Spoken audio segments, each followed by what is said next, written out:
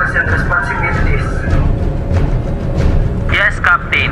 All crew members have received their assignment and understand the emergency procedure. We've also checked all firefighting equipment, hoses, extinguisher, and the fire alarm system. Everything is in working order. Let's proceed as planned.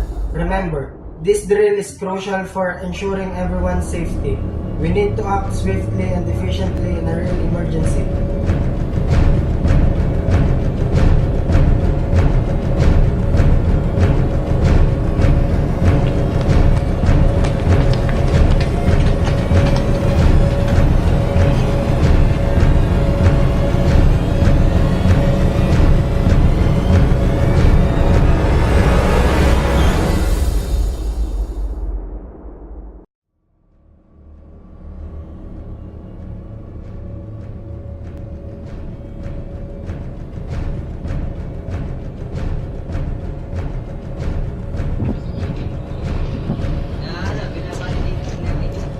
Captain, the fire party has successfully extinguished the simulated fire. All crew members have reached their master station safely and accounted for.